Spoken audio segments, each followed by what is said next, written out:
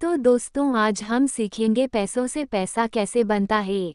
ये robot Kiyosaki की पुस्तक हमें पैसों के बारे में सही सोचना सिखाती है। तो हम पहले पुस्तक के बारे में समझते हैं, तभी आगे हमें अच्छे से समझ पाएंगे। तो दोस्तों, मैं आपको पहले ही बता देना चाहूँगा कि यह एक ऑडियो रिकॉर्ड बुक है जहां हमें बुक का पूरा पाठ सुनने को मिलेगा। तो शुरू करते हैं प्रस्तावना के साथ। रोबोट कियोसाकी की रिच डैड पुअर डैड पुस्तक। प्रस्तावना। इसकी बहुत ज़रूरत है। क्या स्कूल बच्चों को असली ज़िंदगी के लिए तैयार करता है? मेरे मम्मी डैडी कहते थे, मेहनत से पढ़ो और अच्छे नंबर लाओ, क्योंकि ऐसा करोगे तो एक अच्छी तनख्वाह वाली नौकरी मिल जाएगी। उनके जीवन का लक्ष्य यही था कि मेरी बड़ी बहन और मेरी कॉलेज की शिक्षा पूरी हो जाए। उनका मानना था कि अगर कॉलेज की शिक्षा पूरी हो गई तो हम जिंदगी में ज़्यादा कामयाब हो सकेंगे। जब मैंने 1976 में अपना डिप्लोमा हासिल किया, मैं फ्लोरिडा स्टेट यूनिवर्सिटी में अकाउंटिंग में ऑनर्स के साथ ग्रेजुएट हुई और अपनी कक्षा में काफ़ी ऊंचे स्थान पर रही। तो मेरे मम्मी डैडी का लक्ष्य पूरा हो गया था। यह उनकी ज़िंदगी की सबसे बड़ी उपलब्धि थी। मास्टर प्लान के हिसाब से मुझे एक बिग 8 अकाउंटिंग फर्म में नौकरी भी मिल गई। अब मुझे उम्मीद थी एक लंबे करियर और कम उम्र में रिटायरमेंट की। मेरे पति माइकल भी इसी रास्ते पर चले थे। हम दोनों ही बहुत मेहनती परिवारों से आए थे जो बहुत अमीर नहीं थे। माइकल ने ऑनर्स के साथ ग्रेजुएशन किया था, एक बार नहीं बल्कि 2 बार, पहली बार इंजीनियर के रूप में और फिर लॉ स्कूल से। उन्हें जल्दी ही पेटेंट लॉ में विशेषज्ञता रखने वाली वॉशिंगटन डी.सी. की एक मानी हुई लॉ फर्म में नौकरी मिल गई और इस तरह उनका भविष्य भी सुनहरा लग रहा था। उनके करियर का नक्शा साफ था और यह बात तय थी कि वह भी जल्दी रिटायर हो सकते थे। हालांकि हम दोनों ही अपने करियर में सफल रहे, परंतु हम जो सोचते थे, हमारे साथ ठीक वैसा ही नहीं हुआ। हमने कई बार नौकरियां बदली, हालांकि हर बार नौकरी बदलने के कारण सही थे, परंतु हमारे लिए किसी ने भी पेंशन योजना में निवेश नहीं किया। हमारे रिटायरमेंट फंड हमारे खुद के लगाए पैसों से ही बढ़ रहे हैं। हमारी शादी बहुत सफल रही है और हमारे 3 बच्चे हैं। उनमें से 2 कॉलेज में हैं और तीसरा अभी हाई स्कूल में गया ही है। हमने अपने बच्चों को सबसे अच्छी शिक्षा दिलाने में बहुत सा पैसा लगाया। 1996 में एक दिन मेरा बेटा स्कूल से घर लौटा। स्कूल से उसका मोहभंग हो गया था। वह पढ़ाई से ऊब चुका था। मैं उन विषयों को पढ़ने में इतना ज़्यादा समय क्यों बर्बाद करूं जो असल जिंदगी में मेरे कभी काम नहीं आएंगे। उसने विरोध किया। बिना सोचे विचारे ही मैंने जवाब दिया, क्योंकि अगर तुम्हारे अच्छे नंबर नहीं आए तो तुम कभी कॉलेज नहीं जा पाओगे। चाहे मैं कॉलेज जाऊं या न जाऊं, उसने जवाब दिया, मैं अमीर बनकर दिखाऊंगा। अगर तुम कॉलेज से ग्रेजुएट नहीं हुए तो तुम्हें कोई अच्छी नौकरी नहीं मिलेगी। मैंने एक माँ की तरह चिंतित और आतंकित होकर कहा। बिना अच्छी नौकरी के तुम किस तरह अमीर बनने के सपने देख सकते हो? मेरे बेटे ने मुस्कराकर अपने सिर को बोरियत भरे अंदाज में हिलाया। हम ये चर्चा पहले भी कई बार कर चुके थे। उसने अपने सिर को झुकाया और अपनी आंखें घुमाने लगा। मेरी समझदारी भरी सलाह एक बार फिर उसके कानों से भीतर नहीं गई थी। हालांकि वह स्मार्ट और प्रबल इच्छाशक्ति वाला युवक था, परंतु वह नम्र और शालीन भी था। मम्मी, उसने बोलना शुरू किया और भाषण सुनने की बारी अब मेरी थी। समय के साथ चलिए, अपने चारों तरफ देखिए। सबसे अमीर लोग अपनी शिक्षा के कारण इतने अमीर नहीं बने हैं। माइकल जॉर्डन और मैडोना को देखिए। यहाँ तक कि बीच में ही हार्वर्ड छोड़ देने वाले बिल गेट्स ने माइक्रोसॉफ्ट कायम किया। आज वे अमेरिका के सबसे अमीर व्यक्ति हैं और अभी उनकी उम्र भी 30 से 40 के बीच ही है। और उस बेसबॉल पिचर के बारे में तो आपने सुना ही होगा, जो हर साल $40 लाख से ज़्यादा कमाता है, जबकि उस पर दिमागी तौर पर कमज़ोर होने का लेबल लगा हुआ है। हम दोनों काफ़ी समय तक चुप रहे। अब मुझे ये समझ में आने लगा था कि मैं अपने बच्चे को वही सलाह दे रही थी जो मेरे माता पिता ने मुझे दी थी। हमारे चारों तरफ की दुनिया बदल रही थी, परंतु हमारी सलाह नहीं बदली थी। अच्छी शिक्षा और अच्छे ग्रेड हासिल करना अब सफलता की गारंटी नहीं रह गए थे और हमारे बच्चों के अलावा ये बात किसी की समझ में नहीं आई थी। मम्मी, उसने आगे कहा, मैं डैडी और आपकी तरह कड़ी मेहनत नहीं करना चाहता। आपको काफ़ी पैसा मिलता है और हम एक शानदार मकान में रहते हैं जिसमें बहुत से कीमती सामान हैं। अगर मैं आपकी सलाह मानूंगा तो मेरा हाल भी आपकी ही तरह होगा। मुझे भी ज़्यादा मेहनत करनी पड़ेगी ताकि मैं ज़्यादा टैक्स भर सकूं और कर्ज में डूब जाऊं। वैसे भी आज की दुनिया में नौकरी की सुरक्षा बची नहीं है। मैं ये जानता हूं कि छोटे और सही आकार की फर्म कैसी होती है। मैं ये भी जानता हूं कि आज के दौर में कॉलेज के स्नातकों को कम तनख्वाह मिलती हैं जबकि आपके ज़माने में उन्हें ज़्यादा तनख्वाह मिला करती थी। डॉक्टरों को देखिए, वे अब उतना पैसा नहीं कमाते जितना पहले कभी कमाया करते थे। मैं जानता हूं कि मैं रिटायरमेंट के लिए सामाजिक सुरक्षा या कंपनी पेंशन पर भरोसा नहीं कर सकता। अपने सवालों के मुझे नए जवाब चाहिए। वह सही था, उसे नए जवाब चाहिए थे और मुझे भी। मेरे माता पिता की सलाह उन लोगों के लिए सही हो सकती थी जो 1945 के पहले पैदा हुए थे, पर यह उन लोगों के लिए विनाशकारी साबित हो सकती थी जिन्होंने तेजी से बदल रही दुनिया में जन्म लिया था। अब मैं अपने बच्चों से यह सीधी सी बात नहीं कह सकती थी, स्कूल जाओ, अच्छे ग्रेड हासिल करो और किसी सुरक्षित नौकरी की तलाश करो। मैं जानती थी कि मुझे अपने बच्चों की शिक्षा को सही दिशा देने के लिए नए तरीकों की खोज करनी होगी। एक माँ और एक अकाउंटेंट होने के नाते मैं इस बात से परेशान थी कि स्कूल में बच्चों को धन संबंधी शिक्षा या वित्तीय शिक्षा नहीं दी जाती। हाई स्कूल खत्म होने से पहले ही आज के युवाओं के पास अपना क्रेडिट कार्ड होता है। ये बात अलग है कि उन्होंने कभी धन संबंधी पाठ्यक्रम में भाग नहीं लिया होता है और उन्हें ये भी नहीं पता होता है कि इसे किस तरह निवेश किया जाता है। इस बात का ज्ञान तो दूर की बात है कि क्रेडिट कार्ड पर चक्रवृद्धि ब्याज की गणना किस तरह की जाती है। इसे आसान भाषा में कहें तो उन्हें धन संबंधी शिक्षा नहीं मिलती और यह ज्ञान भी नहीं होता कि पैसा किस तरह काम करता है। इस तरह वे उस दुनिया का सामना करने के लिए कभी तैयार नहीं हो पाते जो उनका इंतजार कर रही है। एक ऐसी दुनिया जिसमें बचत से ज़्यादा खर्च को महत्व दिया जाता है। जब मेरा सबसे बड़ा बेटा कॉलेज के शुरुआती दिनों में अपने क्रेडिट कार्ड को लेकर कर्ज में डूब गया तो मैंने उसके क्रेडिट कार्ड को नष्ट करने में उसकी मदद की। साथ ही मैं ऐसी तरकीब भी खोजने लगी जिससे मेरे बच्चों में पैसे की समझ आ सके। पिछले साल एक दिन मेरे पति ने मुझे अपने ऑफिस से फ़ोन किया। मेरे सामने एक सज्जन बैठे हैं और मुझे लगता है कि तुम उससे मिलना चाहोगी। उन्होंने कहा, उनका नाम रॉबर्ट कियोसाकी है। वे एक व्यवसाय और निवेशक हैं तथा वे एक शैक्षणिक उत्पाद का पेटेंट करवाना चाहते हैं। मुझे लगता है कि तुम इसी चीज़ की तलाश कर रही थीं जिसकी मुझे तलाश थी। मेरे पति माइक रॉबर्ट कियोसाकी द्वारा बनाए जा रहे नए शैक्षणिक उत्पाद कैशफ्लो से इतने प्रभावित थे कि उन्होंने इसके परीक्षण में हमें बुलवा लिया। यह एक शैक्षणिक खेल था, इसलिए मैंने स्थानीय विश्वविद्यालय में पढ़ रही अपनी 19 वर्षीय बेटी से भी पूछा कि क्या वह मेरे साथ चलेगी और वह तैयार हो गई। इस खेल में हम लगभग 15 लोग थे जो 3 समूहों में विभाजित थे। माइक सही थे, मैं इसी तरह के शैक्षणिक उत्पाद की खोज कर रही थी। ये किसी रंगीन मोनोपोली बोर्ड की तरह लग रहा था जिसके बीच में एक बड़ा सा चूहा था।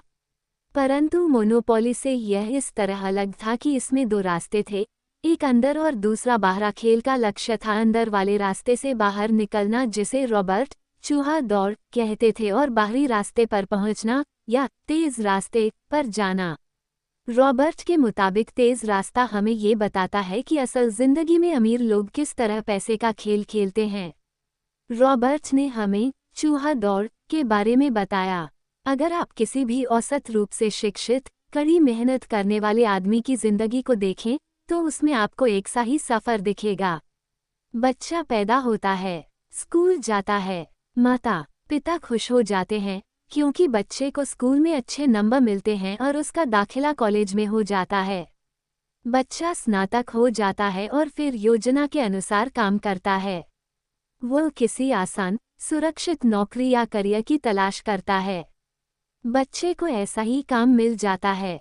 शायद वह डॉक्टर या वकील बन जाता है, या वह सेना में भर्ती हो जाता है, या फिर वह सरकारी नौकरी करने लगता है। बच्चा पैसा कमाने लगता है, उसके पास थोक में क्रेडिट कार्ड आने लगते हैं और अगर अब तक उसने खरीदारी करना शुरू नहीं किया है तो अब जमकर खरीदारी शुरू हो जाती है। खर्च करने के लिए पैसे पास में होते हैं तो वह उन जगहों पर जाता है जहां उसकी उम्र के ज़्यादातर नौजवान जाते हैं, लोगों से मिलते हैं, डेटिंग करते हैं और कभी कभार शादी भी कर लेते हैं। अब जिंदगी में मज़ा आ जाता है, क्योंकि आजकल पुरुष और महिलाएं दोनों नौकरी करते हैं। दो तनख्वाहें बहुत सुखद लगती हैं। पति पत्नी दोनों को लगता है कि उनकी जिंदगी सफल हो गई है। उन्हें अपना भविष्य सुनहरा नजर आता है। अब वे घर, कार, टेलीविज़न खरीदने का फैसला करते हैं, छुट्टियां मनाने कहीं चले जाते हैं और फिर उनके बच्चे हो जाते हैं। बच्चों के साथ उनके खर्वे भी बढ़ जाते हैं। खुशहाल पति पत्नी सोचते हैं कि ज़्यादा पैसा कमाने के लिए अब उन्हें ज़्यादा मेहनत करनी चाहिए। उनका करियर अब उनके लिए पहले से ज़्यादा मायने रखता है। वे अपने काम में ज़्यादा मेहनत करने लगते हैं ताकि उन्हें प्रमोशन मिल जाए या उनकी तनख्वाह बढ़ जाए। तनख्वाह बढ़ती है पर उसके साथ ही दूसरा बच्चा पैदा हो जाता है। अब उन्हें एक बड़े घर की ज़रूरत महसूस होती है। वे नौकरी में और भी ज़्यादा मेहनत करते हैं, बेहतर कर्मचारी बन जाते हैं और ज़्यादा मन लगाकर काम करने लगते हैं। ज़्यादा विशेषज्ञता हासिल करने के लिए वे एक बार फिर किसी स्कूल में जाते हैं ताकि वे ज़्यादा पैसे कमा सकें। हो सकता है कि वे दूसरा काम भी खोज लें। उनकी आमदनी बढ़ जाती है, परंतु उस आमदनी पर उन्हें इनकम टैक्स भी चुकाना पड़ता है। यही नहीं, उन्होंने जो बड़ा घर खरीदा है उस पर भी टैक्स देना होता है। इसके अलावा उन्हें सामाजिक सुरक्षा का टैक्स तो चुकाना ही है। इसी तरह बहुत से टैक्स चुकाते चुकाते उनकी तनख्वाह चुक जाती है। वे अपनी बढ़ी हुई तनख्वाह लेकर घर आते हैं और हैरान होते हैं कि इतना सारा पैसा आखिर कहाँ चला जाता है।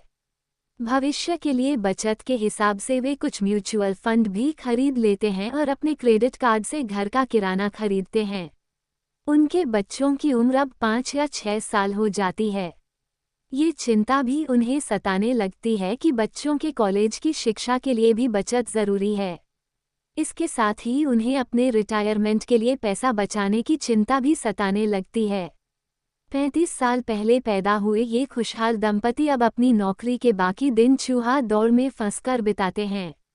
वे अपनी कंपनी के मालिकों के लिए काम करते हैं, सरकार को टैक्स चुकाने के लिए काम करते हैं और बैंक में अपनी गिरवी संपत्ति तथा क्रेडिट कार्ड के कर्ज को चुकाने के लिए काम करते हैं। फिर वे अपने बच्चों को ये सलाह देते हैं कि उन्हें मन लगाकर पढ़ना चाहिए, अच्छे नंबर लाने चाहिए और किसी सुरक्षित नौकरी की तलाश करनी चाहिए। वे पैसे के बारे में कुछ भी नहीं सीखते और इसीलिए वे जिंदगी भर कड़ी मेहनत करते रहते हैं। ये प्रक्रिया पीढ़ी दर पीढ़ी चलती रहती है। इसे चूहा दौड़ कहते हैं। चूहा दौड़ से निकलने का एक ही तरीका है और वो ये कि आप अकाउंट्स और इन्वेस्टमेंट दोनों क्षेत्रों में निपुण हो जाएं। दिक्कत यह है कि इन दोनों ही विषयों को बोरिंग और कठिन माना जाता है। मैं खुद एक CPA हूँ और मैंने बिग 8 अकाउंटिंग फर्म के लिए काम किया है। मुझे ये देखकर ताज्जुब हुआ कि रॉबर्ट ने इन दोनों बोरिंग और कठिन विषयों को सीखना कितना रोचक, सरल और रोमांचक बना दिया था। सीखने की प्रक्रिया इतनी अच्छी तरह छुपा ली गई थी कि जब हम चूहा दौड़ से बाहर निकलने के लिए जी जान लगा रहे थे तो हमें ये ध्यान ही नहीं रहा कि हम कुछ सीख रहे थे। शुरू में तो हम एक नए शैक्षणिक खेल का परीक्षण कर रहे थे, परंतु जल्दी ही इस खेल में मुझे और मेरी बेटी को मज़ा आने लगा। खेल के दौरान हम दोनों ऐसे विषयों पर बात कर रहे थे जिनके बारे में हमने पहले कभी बातें नहीं की थीं। एक लेखापाल होने के कारण इनकम स्टेटमेंट और बैलेंस शीट से जुड़ा खेल खेलने में मुझे कोई परेशानी नहीं हुई। मैंने खेल के नियम और इसकी बारीकियां समझाने में अपनी बेटी और दूसरे लोगों की मदद भी की। उस रोज़ मैं चूहा दौड़ से सबसे पहले बाहर निकली और केवल मैं ही बाहर निकल पाई।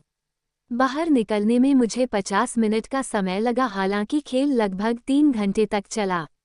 मेरी टेबल पर एक बैंकर बैठा था, इसके अलावा एक व्यवसायी था और एक कंप्यूटर प्रोग्रामर भी था। मुझे ये देखकर बहुत हैरत हुई कि इन लोगों को अकाउंटिंग या इन्वेस्टमेंट के बारे में कितनी कम जानकारी है, जबकि ये विषय उनकी ज़िंदगी में कितनी ज़्यादा अहमियत रखते हैं। मेरे मन में यह सवाल भी उठ रहा था कि वे असल जिंदगी में अपने पैसे धेले के कारोबार को कैसे संभालते होंगे। मैं ये समझ सकती थी कि मेरी 19 साल की बेटी क्यों नहीं समझ सकती, पर ये लोग तो उससे दुगनी उम्र के थे और उन्हें ये बातें समझ में आनी चाहिए थीं। चूहा दौड़ से बाहर निकलने के बाद मैं 2 घंटे तक अपनी बेटी और इन शिक्षित अमीर वयस्कों को पासा फेंकते और अपना बाजार फैलाते देखती रही। हालांकि मैं खुश थी कि वे लोग कुछ नया सीख रहे थे, लेकिन मैं इस बात से बहुत परेशान और विचलित भी थी कि वयस्क लोग सामान्य अकाउंटिंग और इन्वेस्टमेंट के मूलभूत बिंदुओं के बारे में कितना कम जानते थे। उन्हें अपने इनकम स्टेटमेंट और अपनी बैलेंस शीट के आपसी संबंध को समझने में ही बहुत समय लगा। अपनी संपत्ति खरीदते और बेचते समय उन्हें ध्यान ही नहीं रहा कि हर सौदे से उनकी महीने की आमदनी पर असर पड़ रहा है। मैंने सोचा, असल जिंदगी में ऐसे करोड़ों लोग होंगे जो पैसे के लिए सिर्फ इसलिए परेशान हो रहे हैं क्योंकि उन्होंने ये दोनों विषय कभी नहीं पढ़े। मैंने मन में सोचा, भगवान का शुक्र है कि हमें मजा आ रहा है और हमारा लक्ष्य खेल में जीतना है। जब खेल खत्म हो गया तो रॉबर्ट ने हमें 15 मिनट तक कैशफ्लो पर चर्चा करने और इसकी समीक्षा करने के लिए कहा। मेरी टेबल पर बैठा व्यवसायी खुश नहीं था। उसे खेल पसंद नहीं आया था। मुझे ये सब जानने की कोई ज़रूरत नहीं है, उसने ज़ोर से कहा। मेरे पास इन सब के लिए accountant, banker, BGMI, installed, open और वकील हैं जिन्हें ये सब मालूम है। रॉबर्ट का जवाब था, क्या आपने गौर किया है कि ऐसे बहुत से अकाउंटेंट हैं जो अमीर नहीं हैं? और यही हाल बैंकर्स, वकीलों, स्टॉक ब्रोकर्स और रियल एस्टेट ब्रोकर्स का भी है। वे बहुत कुछ जानते हैं और प्रायः वे लोग स्मार्ट होते हैं, परंतु उनमें से ज़्यादातर अमीर नहीं होते। चूंकि हमारे स्कूल हमें वह सब नहीं सिखाते जो अमीर लोग जानते हैं, इसलिए हम इन लोगों से सलाह लेते हैं। परंतु एक दिन जब आप किसी हाईवे पर कार से जाते हैं, आप ट्रैफिक जाम में फंस जाते हैं। आप बाहर निकलने के लिए छटपटाते हैं। जब आप अपनी दाईं तरफ देखते हैं तो वहां आप देखते हैं कि आपका अकाउंटेंट भी उसी ट्रैफिक जाम में फंसा हुआ है। फिर आप अपनी बाईं तरफ देखते हैं और आपको वहां अपना बैंकर भी उसी हाल में नजर आता है। इससे आपको हालात का अंदाजा हो जाएगा। कंप्यूटर प्रोग्रामर भी इस खेल से प्रभावित नहीं हुआ था। ये सीखने के लिए मैं सॉफ्टवेयर खरीद सकता हूँ। बैंकर जरूर प्रभावित हुआ था। मैंने स्कूल में अकाउंटिंग सीखी थी, परंतु मैं अब तक ये नहीं समझ पाया था कि इसे असल जिंदगी में किस तरह काम में लाया जाए। अब मैं समझ गया हूँ। मुझे चूहा दौड़ से बाहर निकलने के लिए खुद को तैयार करने की ज़रूरत है। परंतु मेरी पुत्री के विचारों से मैं सबसे ज़्यादा रोमांचित हुई। उसने कहा, मुझे सीखने में बड़ा मज़ा आया। मैंने इस बारे में बहुत कुछ सीखा कि पैसा असली में किस तरह काम करता है और इसका निवेश किस तरह करना चाहिए। फिर उसने आगे कहा, अब मैं जानती हूँ कि मैं अपने काम करने के लिए किस तरह का व्यवसाय चुनें। और यह व्यवसाय चुनने का कारण नौकरी की सुरक्षा, उससे मिलने वाले फ़ायदा या तनख्वाह नहीं होंगे। अगर मैं इस खेल में सिखाई जाने वाली बातें सीख जाती हूँ तो मैं कुछ भी करने के लिए आज़ाद हूँ और वह सीखने के लिए आज़ाद हूँ जो मैं दिल से सीखना चाहती हूँ। अभी तक मुझे उस चीज़ को सीखना पड़ता था जिससे मुझे नौकरी पाने में मदद मिले। अगर मैं ये खेल सीख जाती हूँ तो मुझे नौकरी की सुरक्षा और सामाजिक सुरक्षा की ज़्यादा चिंता नहीं होगी, जैसे कि मेरी बहुत सी सहेलियों को होती है। खेल खत्म होने के बाद मुझे रॉबर्ट से बात करने के लिए ज़्यादा समय नहीं मिला। हमने उनकी योजना पर आगे बातें करने के लिए बाद में मिलने का फैसला किया। इतना तो मैं जानती थी कि इस खेल के बहाने रॉबर्ट ये चाहते थे कि लोगों में पैसे की बेहतर समझ विकसित हो जाए। यही कारण था कि मैं उनकी योजनाओं के बारे में ज़्यादा जानने के लिए उत्सुक थी। मेरे पति और मैंने रॉबर्ट और उनकी पत्नी के साथ अगले हफ्ते फडिना मीटिंग रख ली। हालांकि यह हमारा पहला सामाजिक मेल-जोल था, फिर भी हमें ऐसा महसूस हो रहा था जैसे हम एक दूसरे को बरसों से जानते हों। हमने पाया कि हम में बहुत सी बातें एक जैसी हैं। हमने बहुत से विषयों पर बातें की, खेलों, नाटकों, रेस्तराओं और सामाजिक आर्थिक विषयों पर हमने बदलती हुई दुनिया के बारे में भी बातें की। हमने इस मुद्दे पर बहुत समय तक विचार किया कि ज़्यादातर अमेरिकी कैसे अपने रिटायरमेंट के लिए बहुत कम पैसा बचा पाते हैं या बिल्कुल भी नहीं बचा पाते। हमने सामाजिक सुरक्षा और मेडिकेयर की लगभग दिवालिया हालत पर भी विचार किया। क्या हमारे बच्चों को 7-5 करोड़ वृद्ध लोगों के रिटायरमेंट के लिए टैक्स चुकाना होगा? हम हैरान थे कि लोग पेंशन योजना के भरोसे बैठकर कितना बड़ा खतरा मोल ले रहे हैं। रॉबर्ट की सबसे बड़ी चिंता ये थी कि अमीरों और गरीबों के बीच फासला लगातार बढ़ता जा रहा है। ऐसा न सिर्फ अमेरिका में हो रहा है, बल्कि पूरी दुनिया में हो रहा है। रॉबर्ट स्वशिक्षित और स्वनिर्मित व्यवसायी थे। वे दुनिया भर में निवेश कर चुके थे और 47 वर्ष की उम्र में रिटायर होने में सफल हो गए थे। वे काम इसलिए कर रहे थे क्योंकि उन्हें भी वही चिंता थी जो मुझे अपने बच्चों को लेकर सता रही थी। वे जानते हैं कि दुनिया बदल चुकी है, परंतु इसके बावजूद शिक्षा पद्धतियां बिल्कुल भी नहीं बदली थीं।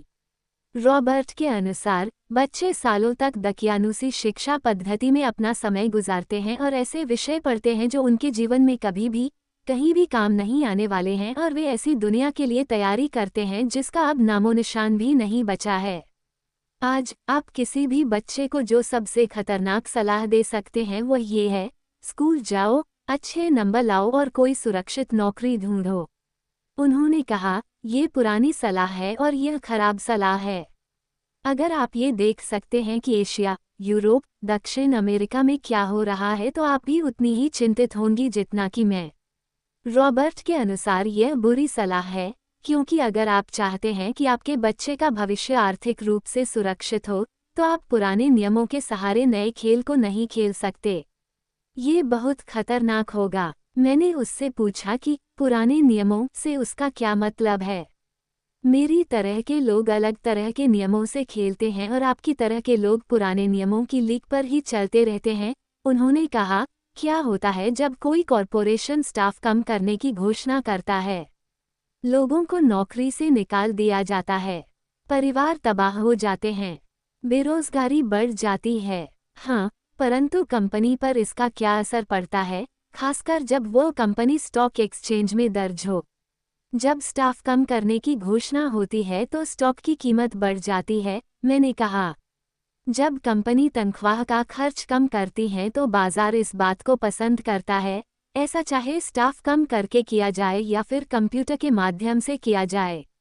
उन्होंने कहा, आप ठीक कह रही हैं।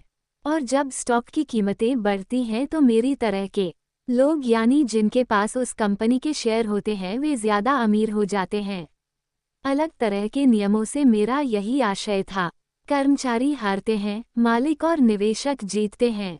रॉबर्ट कर्मचारी और मालिक के बीच के फर्क को समझा रहे थे। ये फर्क था अपनी किस्मत पर खुद अपना नियंत्रण होना या फिर अपनी किस्मत पर किसी दूसरे का नियंत्रण होना। परंतु ज्यादातर लोग यह नहीं समझ पाते हैं कि ऐसा क्यों होता है। मैंने कहा, उन्हें लगता है कि यह ठीक नहीं है। उसका जवाब था, इसीलिए तो बच्चों से यह कहना मूर्खता है, अच्छी शिक्षा प्राप्त करो। ये सोचना मूर्खता है कि स्कूलों में दी जा रही शिक्षा से बच्चे उस दुनिया का सामना करने के लिए तैयार हो जाएंगे जिसमें वे कॉलेज के बाद पहुंचने वाले हैं। हर बच्चे को ज्यादा शिक्षा की जरूरत है, एक अलग तरह की शिक्षा की, और उन्हें नए नियमों को जानने की भी जरूरत है। अलग तरह के नियमों को जानने की। धन के कुछ नियम होते हैं जिनसे अमीर लोग खेलते हैं और धन के कुछ और नियम होते हैं जिनसे बाकी 95% लोग खेलते हैं।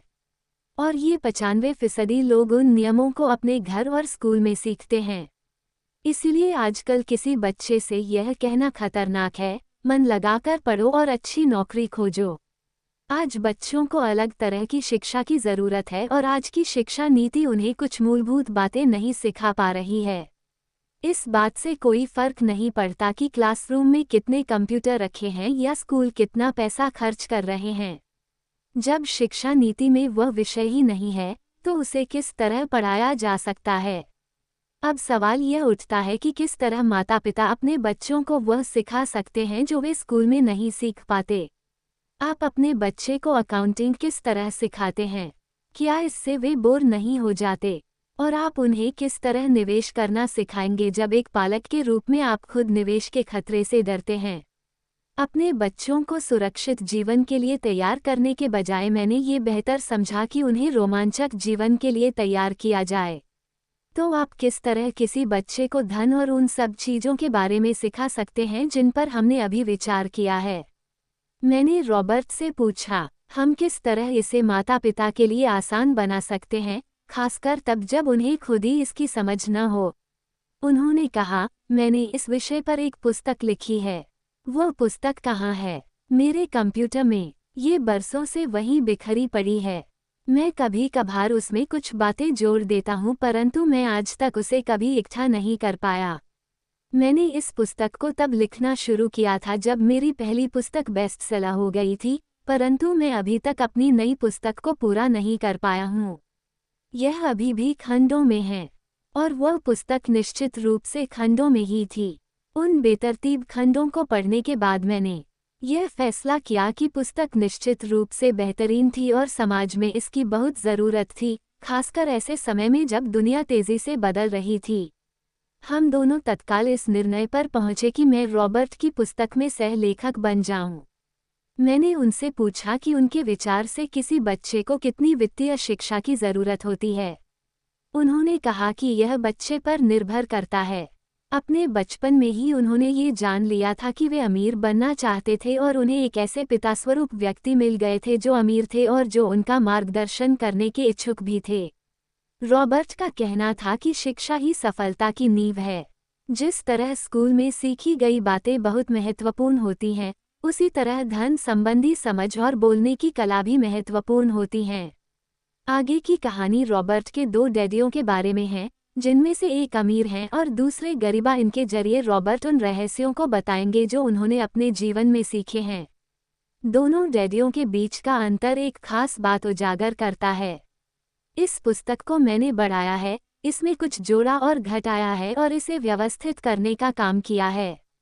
जो अकाउंटेंट इस पुस्तक को पढ़ी, उनसे मेरा यही अनुरोध है कि वे अपने किताबी ज्ञान को एक तरफ रख दें और अपने दिमाग में रॉबर्ट के सिद्धांतों को घुस जाने दें।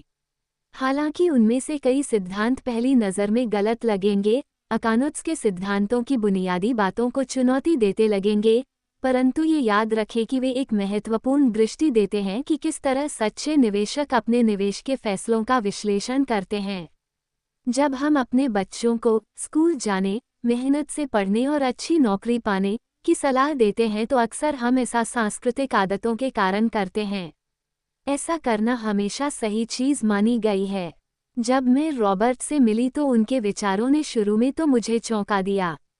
दो डैडियों के साथ पले बड़े रॉबर्ट के सामने दो अलग अलग लक्ष्य होते थे। उनके पढ़े लिखे डैडी उन्हें कॉरपोरेशन में नौकरी करने की सलाह देते थे। उनके अमीर डैडी उन्हें कॉरपोरेशन का मालिक बनने की सलाह देते थे। दोनों ही कामों में शिक्षा की जरूरत थी, परंतु पढ़ाई के विषय बिल्कुल अलग अलग थे। पढ़े लिखे डैडी रॉबर्ट को स्मार्ट बनने के लिए प्रोत्साहित करते थे। अमीर डैडी रॉबर्ट को ये जानने के लिए प्रोत्साहित करते थे कि किस तरह स्मार्ट लोगों की सेवाएं ली जाएं। दो डैडियों के होने से कई समस्याएं भी पैदा हुई। रॉबर्ट के असली डैडी हवाई राज्य में शिक्षा प्रमुख थे। जब रॉबर्ट 16 साल के हुए तो उन्हें इस बात की कोई खास चिंता नहीं सता रही थी, अगर तुम्हें अच्छे नंबर नहीं मिलते तो तुम्हें कोई अच्छी नौकरी नहीं मिलेगी। वे पहले से ही जानते थे कि उनके करियर का लक्ष्य था कॉरपोरेशन का मालिक बनना, न कि उसमें नौकरी करना। सच तो यह है कि अगर हाई स्कूल में समझदार और मेहनती परामर्शदाता नहीं मिला होता तो रॉबर्ट कभी कॉलेज भी नहीं गए होते। वे इस बात को मानते हैं। वे दौलत कमाने के लिए बेताब थे, परंतु वे आखिरकार मान ही गए कि कॉलेज की शिक्षा से भी उन्हें फ़ायदा हो सकता है। दरअसल इस पुस्तक में दिए गए विचार शायद बहुत से माता पिताओं को क्रांतिकारी और अतिशयोक्तिपूर्ण लगेंगे। कई लोगों को तो अपने बच्चों को स्कूल में रखने में ही काफ़ी मेहनत करनी पड़ रही है, परंतु बदलते हुए समय को देखते हुए हमें नए और जोखिम भरे विचारों की तरफ ध्यान देने की ज़रूरत है। अपने बच्चों को कर्मचारी बनने की सलाह देने का मतलब यह है कि हम उन्हें जिंदगी भर अपनी खून पसीने की कमाई से इनकम टैक्स व और भी न जाने कितने टैक्स चुकाने की सलाह देते हैं और इसके बाद भी पेंशन की कोई गारंटी नहीं होती। और यह सच है कि आज के ज़माने में टैक्स किसी व्यक्ति का सबसे बड़ा खर्च है। हकीकत में ज़्यादातर परिवार तो जनवरी से आधी मई तक सिर्फ अपने टैक्स चुकाने के लिए ही सरकार की नौकरी करते हैं। आज नए विचारों की बहुत ज़रूरत है और यह पुस्तक हमें नए विचार देती है। रॉबर्ट का दावा है कि अमीर लोग अपने बच्चों को अलग तरह की शिक्षा देते हैं। वे अपने बच्चों को घर पर सिखाते हैं, डिनर टेबल पर। हो सकता है कि यह विचार वे न हों जिन पर आप अपने बच्चों के साथ बातें करते हों, परंतु उन पर नज़र डालने के लिए धन्यवाद और मैं आपको सलाह देती हूँ कि आप खोज करते रहें।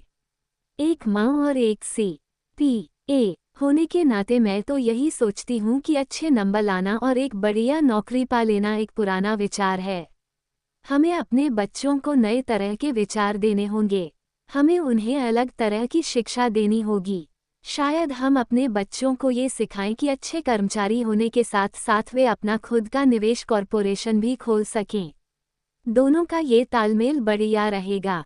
एक माँ होने के नाते मुझे उम्मीद है कि यह पुस्तक सभी अभिभावकों के लिए फ़ायदेमंद होगी। रॉबर्ट लोगों को ये बताना चाहते हैं कि कोई भी व्यक्ति अगर ठान ले तो अमीर बन सकता है।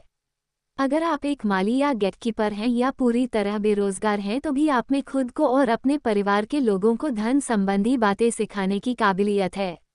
ये याद रखें कि धन संबंधी बुद्धि वह दिमागी तरीका है जिससे हम अपनी धन संबंधी समस्याओं को सुलझाते हैं। आज हम ऐसे विश्वव्यापी तकनीकी परिवर्तनों का सामना कर रहे हैं जिनका सामना हमने आज से पहले कभी नहीं किया। किसी के पास भी जादू की पुड़िया नहीं है, परंतु एक बात तो तय है, ऐसे परिवर्तन हमारे सामने आने वाले हैं जो हमारे यथार्थ से परे हैं। कौन जाने भविष्य हमारे लिए क्या लाता है, पर जो भी हो हमारे पास दो मूलभूत विकल्प मौजूद हैं, या तो हम सुरक्षा की राह पर चले या फिर हम स्मार्ट बनकर खुद को धन संबंधी क्षेत्रों में शिक्षित करें और अपने बच्चों की धन संबंधी प्रतिभा को भी जागृत करें। Sharon lecture. तो दोस्तों, ये थी रोबोट कियोसाकी के पुस्तक की प्रस्तावना। अगले वीडियो में हम अध्याय 1 से शुरू करेंगे। तो हमारे साथ जुड़े रहने के लिए हमारी चैनल को लाइक और सब्सक्राइब करना ना भूलें।